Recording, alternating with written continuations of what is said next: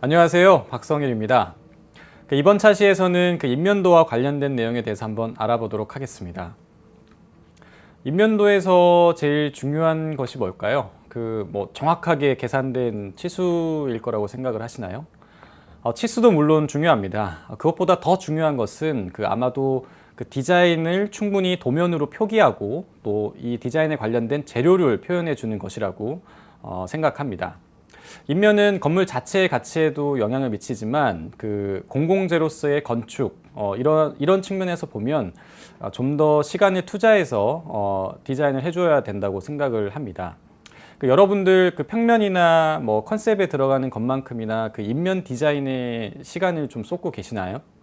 실무에서는 모든 것이 돈과 관련되다 보니까 경쟁 프로젝트가 아닌 경우에는 디자인에 신경을 못 쓰는 경우가 많이 생깁니다. 작은 규모의 건축일 경우에는 더 심하겠죠. 아무래도 프로젝트에 써야 하는 시간은 절대적인 시간이 정해져 있는데 조금이라도 공간을 더 확보하려는 그런 건축주와 또 공간의 가치, 이 가치에 시간을 쏟는 여러분들과 같은 설계자가 아무래도 부딪히는 부분이 있습니다. 그러다 보면은 정작 최종적으로 외부에서 보이는 부분, 이러한 부분에 대한 디자인은 가장 마지막에 가장 시간을 적게 투자하고 대략적으로 하고 넘어가는 경우가 많이 생깁니다. 결국에는 설계 비용과 부딪히는 부분인데요.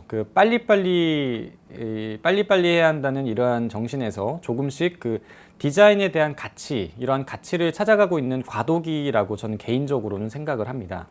아마 앞으로는 그저 빨리 하는 것보다는 공간에 대한 가치, 그리고 또 디자인에 대한 가치를 우선시하는 방향으로 또 바뀌지 않을까 개인적으로 생각을 하고요. 또 그러기 위해서는 이 업종에 종사하시는 모든 분들, 여러분들 중에서도 분명히 있겠지만 이러한 부분, 저희들이 이렇게 계속해서 노력해 가야 하는 부분일 겁니다. 이번 시간에는 인면도에 어떤 정보들이 포함이 되는지 한번 살펴볼 거고요. 외벽에 사용되는 건축 재료에는 어떤 것들이 있는지 알아보도록 하겠습니다. 그러면 먼저 인면도를 보면서 한번 설명을 드리도록 하겠습니다. 규모가 꽤 큰 건물의 인면도입니다. 인면도는 기본적으로 사면을 그리게 되는데요. 건축 신고일 경우에는 법적으로 작은 규모의 건물은 허가가 아니라 신고로 가능하기 때문에 이런 경우에는 법적으로 2면 이상 그리게 되어 있습니다. 작은 건물이니까 그 정도만 해도 된다라는 것인데요. 건물을 제대로 짓기 위해서는 최소한의 도면을 그리는 것도 물론 좋겠지만 본인이 의도하는 디자인, 이 디자인을 위해서는 되도록 누락되는 면이 없도록 최대한 표현해줘서 도면을 그리는 게 좋을 것 같습니다. 기본적으로 인면도를 보시면 이 건물의 디자인을 알 수 있습니다. 가능하면 그림자를 그려줘서 건물의 생김새를 좀 더 이해하기 쉽도록 그려주는 것도 좋은 방법입니다. 그리고 어디가 창인지 어디가 벽인지 또 건물 외장에는 어떤 재료가 쓰이고 있는지 알 수 있는데요. 보통 인면도에는 정확한 치수, 정확한 치수라 하면 이 부분에서 이 부분까지의 이런 치수를 잘 써주지는 않는 경우가 많은데요. 반드시 그럴 필요는 없습니다. 필요하다고 생각하실 경우에는 도면에 표기하셔도 좋고요.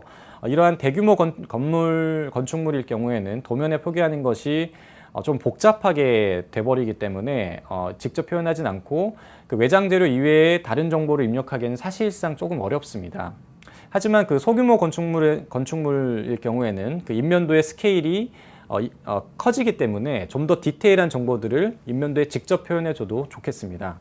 외장 재료로 만약에 여러분들이 벽돌을 선택을 하셨는데 부분에 따라 벽돌을 쌓는 방식이 달라진다거나 하는 것들이 인면도에 표현이 된다면 인면도의 투시도 형태로 곧장 옆으로 이런 부분에 투시도로 이 부분에 부분적인 내용을 여기에 곧장 표현을 해줄 수도 있을 겁니다. 그렇게 표현해 주면 시공자 입장에서는 굉장히 이해하기가 수월하겠죠. 반드시 이렇게 하는 것은 아니고 사무실별로 사무실 나름의 방식이 분명히 있을 텐데요. 소규모 건물에서는 시공자가 도면을 전부 숙지하는 것, 그러니까 소규모 건물에서는 도면량이 많아졌을 때 시공자가 도면을 전부 숙지하는 것 자체가 굉장히 어려운 부분일 수 있기 때문에 가급적 자주 찾아보는 도면, 평면, 인면, 단면이겠죠. 이러한 도면에 이러한 상세적인 건물의 상세에 대한 내용들을 기입을 해주게 되면 그 시공자가 해당 내용을 빠뜨리지 않고 시공에 반영할 수 있는 좋은 방법이 될 겁니다. 뭐 필요하다면 이렇게 뭐 부분 상세라고 주기를 달아주고 뭐 마찬가지죠. 이러한 부분을 뭐 A01번이다. 그럼 여기서 A01에 대한 상세 를 표현을 해줘서 이렇게 해주는 것도 상당히 좋은 방법일 수 있다는 얘기입니다. 그리고 인면도에서 또 살펴볼 수 있는 것이 건물의 단면에 대한 정보. 여기서 보시면 이 층고죠. 층고에 대한 정보를 알 수 있고요. 몇 층에 어떤 재료가 사용됐는지 이렇게 알 수 있는 것이죠. 뭐 1, 2층은 이 부분은 1, 2층까지는 뭐 유리가 사용됐고 그 상부층은 보시면 화강석이 지금 사용이 되고 있는데 뭐 화강석이 사용이 됐다라고 알 수 있는 것이죠. 그리고 이 인면도가 건물의 어느 면을 보여주는 것인지 뭐 키맵을 별도로 그려주기도 하고요. 뭐 만약에 도면에 키맵이 없으면 뭐 상단에 있는 이 중심선들을 순서가 있기 때문에 이 중심선들을 보고 해당하는 인면이 어느 면을 가리키는 것인지 충분히 알 수 있을 겁니다. 그리고 이 대지의 형상이 어떻게 이 인면도에서 나타나는지 알 수 있는데요. 이 대지의 형상을 그려주는 이유는 대지와 맞닿는 부위부터 이 인면도가 형성이 되기 때문입니다. 그 해당 부분의 대지 정보도 꼭 가급적 입력해 주셔야 이 인면도를 정확하게 그리실 수 있을 겁니다. 가급적 이렇게 인면도를 그려주시고 추가적인 인면 정보가 필요하다면 그 해당 인면 옆에 추가적으로 그려준다거나 아니면 전개도 형식으로 따로 별도로 빼서 도면을 그려줘도 좋을 것 같습니다.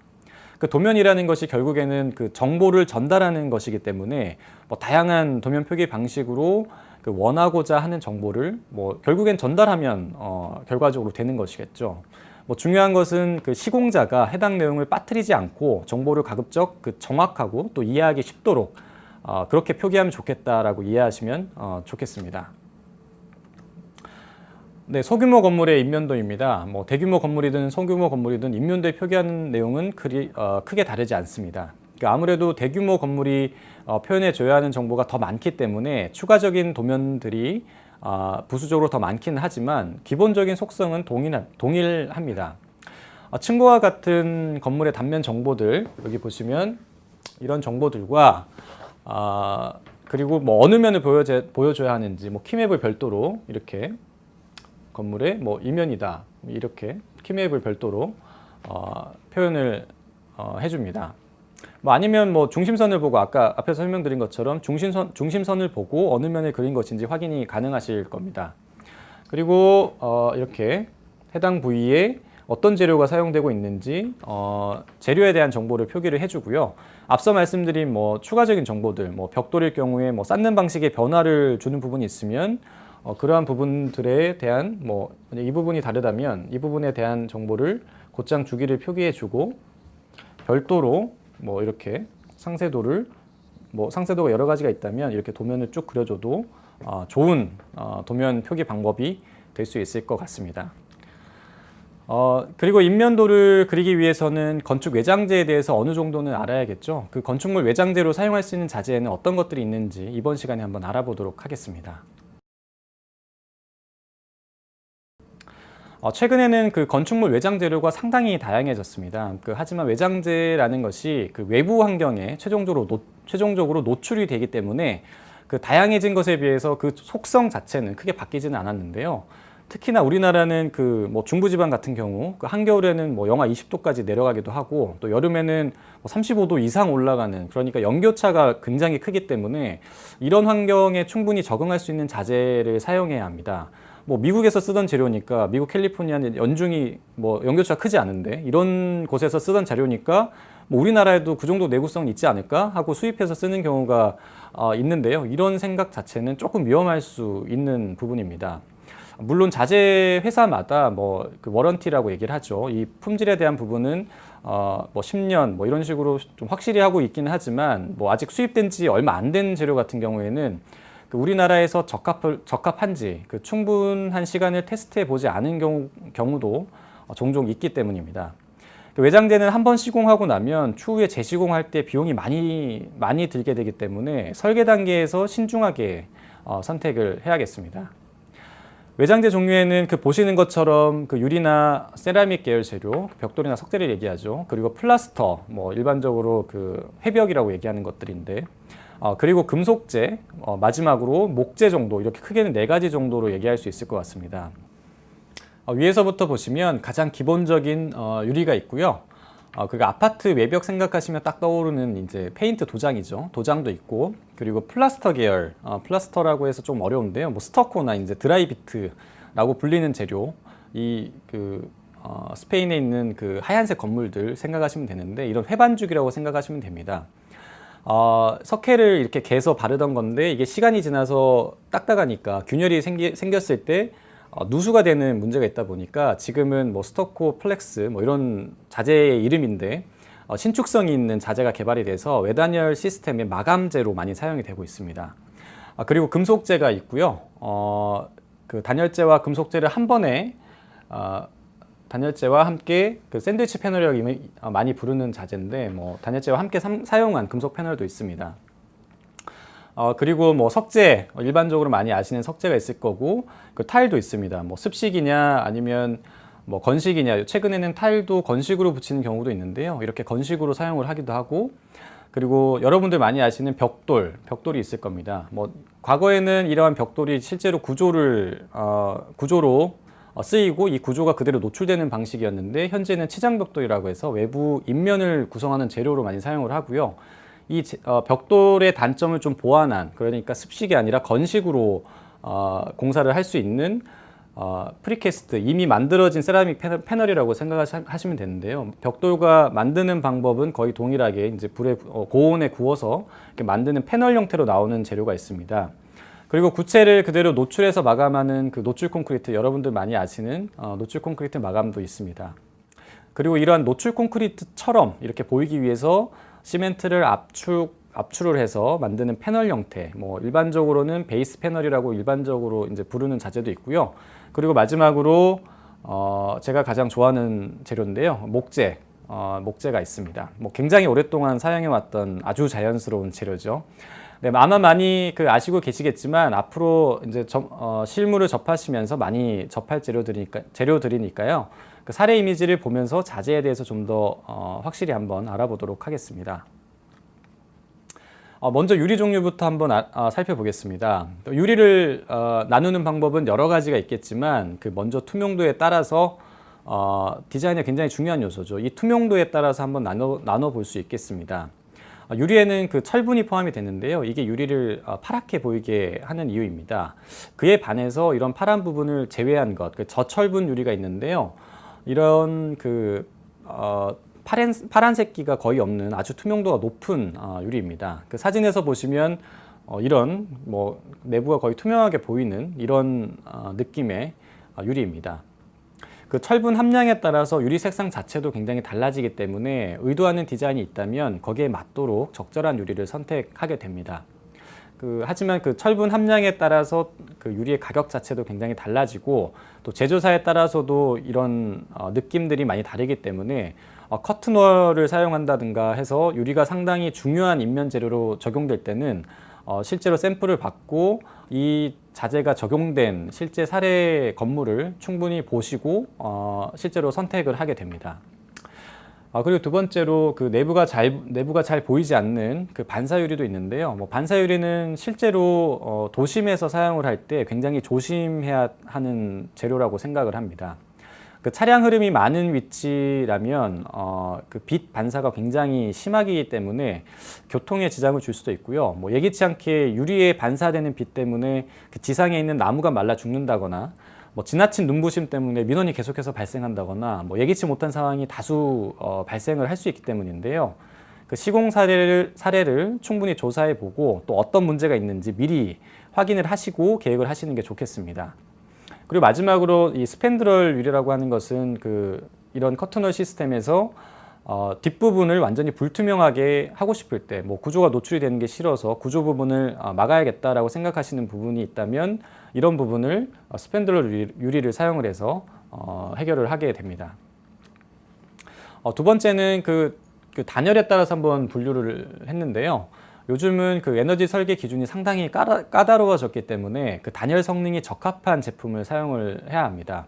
아마 실무를 하시다 보면 자연스럽게 익히게 되실 텐데요. 다들 뭐 쉽게 아실 것 같아서 간단히 넘어가겠습니다.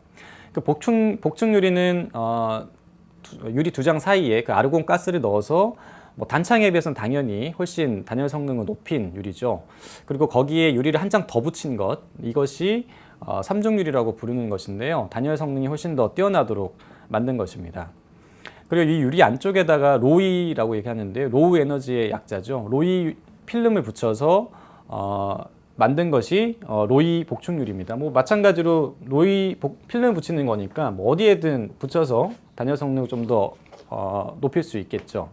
뭐 이런 것들도 역시 이 돈과 관련되다 보니까 그 최소한의 에너지 설계 기준에 맞추게 되는데요. 여러분들은 디자인과 그리고 또 이 단열 계획, 본인이 생각하시는 단열 계획에 유의를 해서 적절하게 설계를 하시면 되겠습니다. 마지막으로 이 유리를 안전에 따라서 한번 나눠볼 수도 있겠는데요. 그 출입문이나 난간 같은 경우에는 그 일반 유리나 복층 유리를 사용하게 되면 내구성에 문제가 있기 때문에 깨지겠죠. 그래서 강화 유리를 사용하게 됩니다. 이 강화 유리는 열 처리를 한 번 더 해서 그 유리의 강도를 높인 유리라고 생각하시면 됩니다. 그리고 여러분들 그 규모가 큰 건물들 로비에 가보면 그 상당히 긴 유리가 별도의 철물이 없이 유리로 지탱해서 있는 경우도 보셨을 거예요. 그 유리 사이에 그 강도를 높일 수 있는 유리 두 장을 붙이는 접합 필름을 접합을 해서 유리 자체로 그 커튼홀의 힘을 버티는 구조로 사용을 하기도 합니다. 뭐 이런 경우는 디자인의 요소가 많이 작용을 하는데 상당히 깨끗한 느낌의 유리면을 디자인할 수 있게 되는 것이죠. 그리고 유리의 종류는 아니지만 그 대공간의 투명한 면을 만들 때 접합 유리로 불가능할 경우에 이러한 커튼홀 시스템을 사용을 하게 되는데요. 뭐 회사마다 다른 이름으로 부릅니다. 뭐 TPG라고 부르기도 하고 SPG라고도 부르기도 하는데요. 뭐 공간의 높이나 원하는 디자인에 따라서 이 커튼홀 시스템도 굉장히 다양하기 때문에 건축주와 상의를 해서 왜냐하면 이제 단가가 많이 차이가 나기 때문에요. 정하게 된다고 보시면 됩니다. 다음은 도장인데요. 뭐 짧게 도장은 이미 다 알고 계시니까 짧게 설명드리겠습니다. 그 아파트 외벽을 보시면 콘크리트 면을 깔끔하게 이제 정리를 하고 나서 적절한 색상으로 도장을 하게 되죠. 뭐 외부냐 내부냐 또 어떤 자재 위에 도장을 하느냐 또 사람 손길이 많이 닿는 곳이냐 아니냐에 따라서 적절한 속성을 가진 도료를 선택을 하게 됩니다. 도장 같은 경우는 영구적이지 않기 때문에 주기적으로 재도색을 해줘야죠. 그 다른 재료들에 비해서 초기 비용은 상대적으로 저렴하지만 유지 비용을 생각한다면 뭐 아주 저렴하다라고는 할 수 없을 것 같습니다. 다음은 플라스터 계열입니다. 그 보시는 사진이 그 플라스터, 뭐 해벽이라고 보통 얘기하는 재료인데요. 흔히 우리나라에서는 뭐 드라이비트라고 많이 사용하는 재료고요. 뭐 좀 더 비싼 자재로 스터코라고 얘기하는 자재입니다. 이 자재는 대규모 건물에는 잘 사용하지 않고 보통 뭐 주택이나 근생 건물과 같이 좀 작은 건물에 많이 사용하는 자재인데요. 뭐 일반적으로는 뭐 생각하시기에 지중해에 있는 하얀색 건물들 이런 것들이 플라스터 계열로 마감이 된 자재라고 생각하시면 됩니다. 이 재료 같은 경우에는 저희가 흑손이라고 하는 것 미장을 할 때 생각하시면 되는데 이 미장을 해서 마감을 하게 됩니다. 그 요즘 단독주택지나 뭐 3, 4층의 근생 건물들 중에서 뭐 흰색 건물들 또 뭐 회색 건물들을 많이 보셨을 텐데요. 그런 건물들이 대부분 외단열 시스템을 쓰고 거기에 스터코나 드라이비트와 같은 그 플라스터 계열의 외장재를 사용한 건물들이라고 생각하시면 됩니다.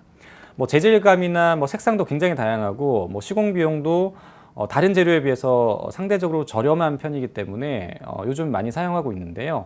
하지만 이 외단열 시스템이라는 것이 그 화재에 조금 취약할 수밖에 없는 부분이 있습니다. 뭐 최근에 그 외부 단열재에서 불이 붙어서 많은 사람이 다치는 결과가 있었는데요. 그 외단열이 단열 성능에서는 훨씬 좋은 시스템이기는 하지만 화재가 발생했을 때 굉장히 취약할 수밖에 없기 때문에 지금과 같이 진행을 하기보다는 난연 등급 기준을 좀 바꾸거나 뭐 소방 규칙을 변경을 해서 좀 더 안전한 자재를 사용하도록 법적으로 강화해야 된다고 생각을 합니다. 그 경제성이라는 논리로 사람 목숨과는 바꿀 수는 없는 일이잖아요.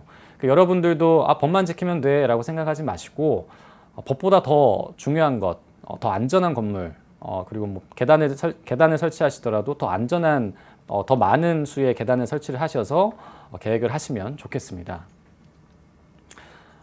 다음은 금속 계열인데요. 최근 다양한 방식으로 많이 사용되고 있는 금속재입니다. 그 알루미늄이나 스테인리스, 징크 같이 자재 자체가 내후성이 굉장히 강한 자재도 있고요. 아연 도금 강판처럼 그 아연으로 도금이 된 강판을 사용을 하기도 합니다.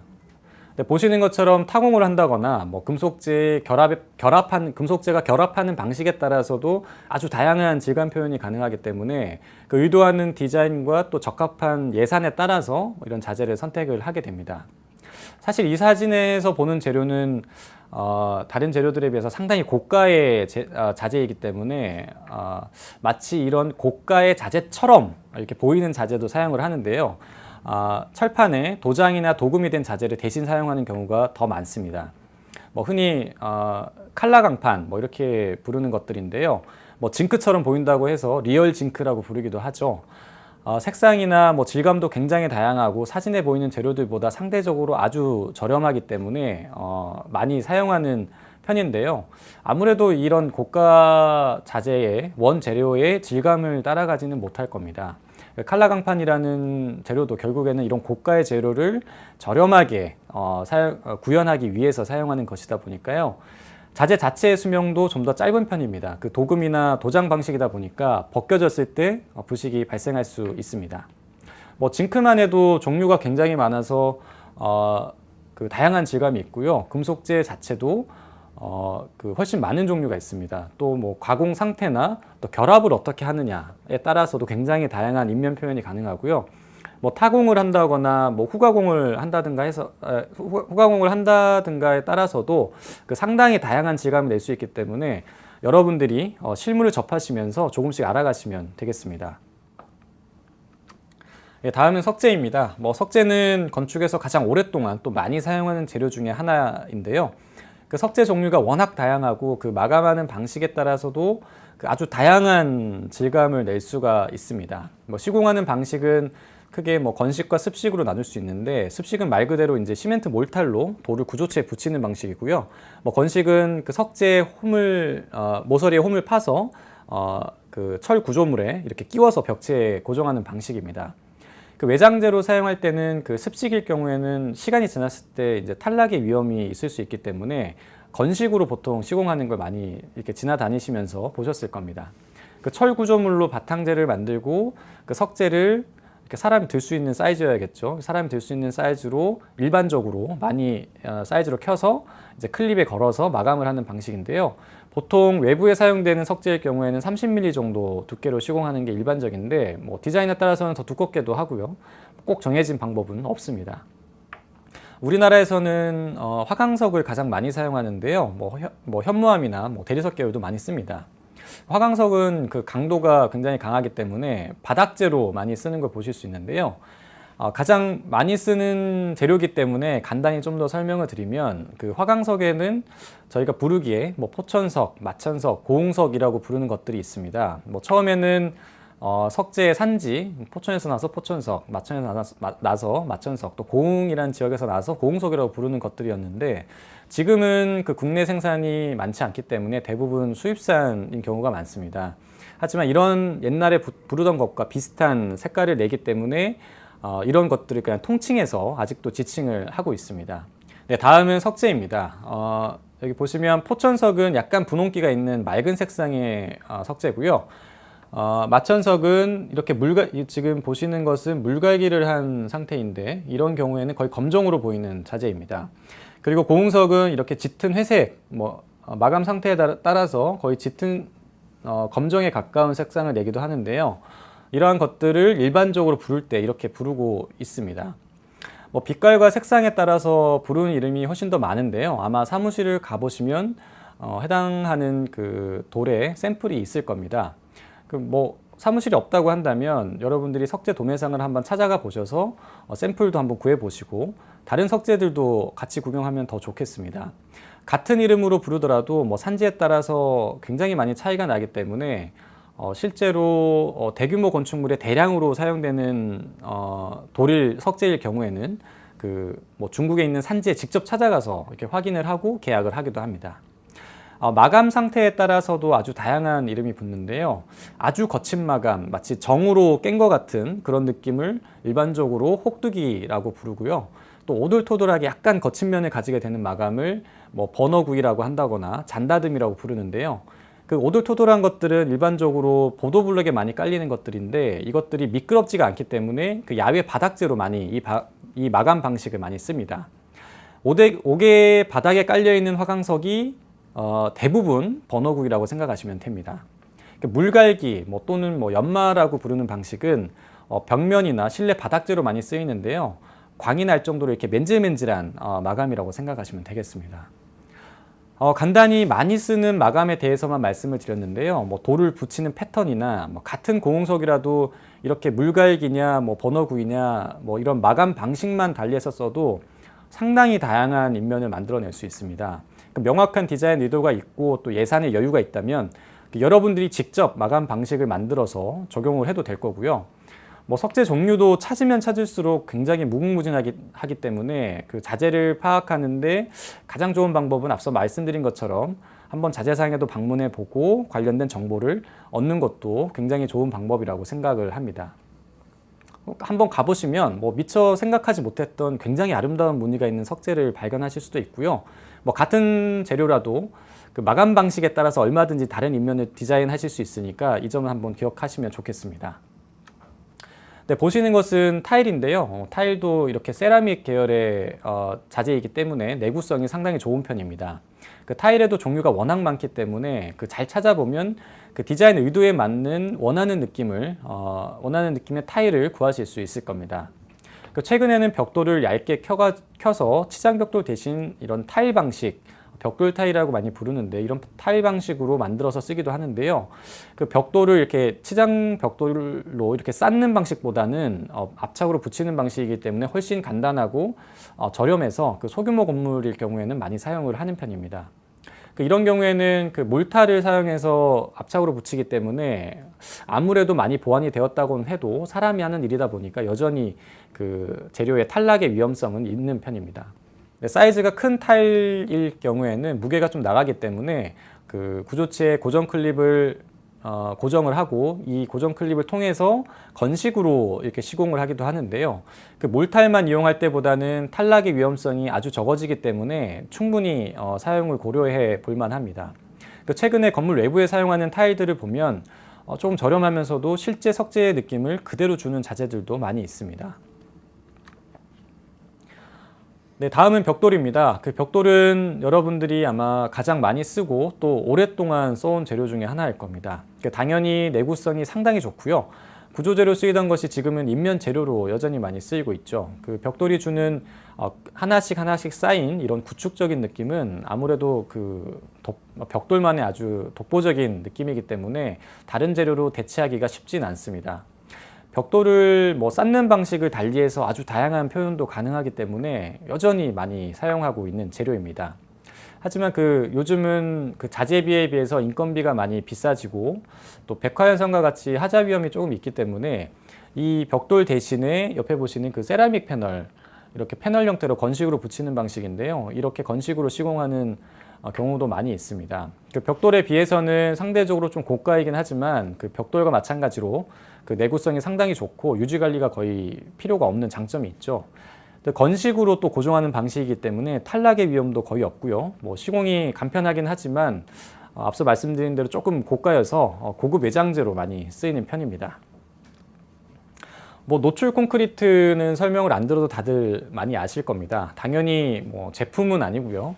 구조체 자체를 외부에 노출을 시켜서 사용하는 방식이죠. 또 거푸집을 뭘 쓰느냐, 또 어떻게 쓰느냐에 따라서 콘크리트 질감이 굉장히 아주 많이 얼마든지 바뀔 수 있기 때문에 최근에도 여전히 계속해서 많이 다양한 방식으로 사용되고 있습니다.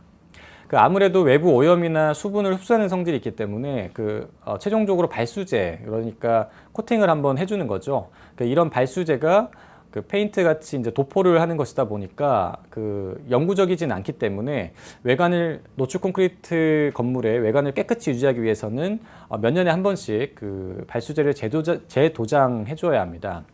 하지만 이렇게 오염되는 것 자체가 시간의 흐름에 따른 자연스러운 현상 뭐 이렇게 받아들이고 재료 자체의 성질을 즐기는 방향으로 사용하기도 하겠죠. 그 외장 재료비가 들지 않기 때문에 상대적으로 저렴할 것이다 라고 생각할 수 있는데요. 뭐 마냥 그렇지만은 않은 것이 현실입니다. 이 노출 콘크리트의 면을 깨끗하게 만들기 위해서는 거푸집도 새 것을 사용해야 하고요. 뭐 송판 노출 같이 이렇게 인위적으로 특별한 질감의 면을 만들려면은 결국에는 거푸집 제작에 이렇게 시간과 돈이 소요가 되기 때문입니다. 뭐 하지만 또 아까 앞서 말씀드린 대로 또 반대로 노출 콘크리트인데 반드시 면이 깨끗해야 하느냐, 뭐 콘크리트라는 재료 자체를 표현하는 거니까 좀 거칠어도 좋지 않겠느냐라는 방향으로 뭐 저렴하게 시공을 하고 또 마무리해서 그것 자체로 이렇게 멋을 찾는 경우도 있습니다.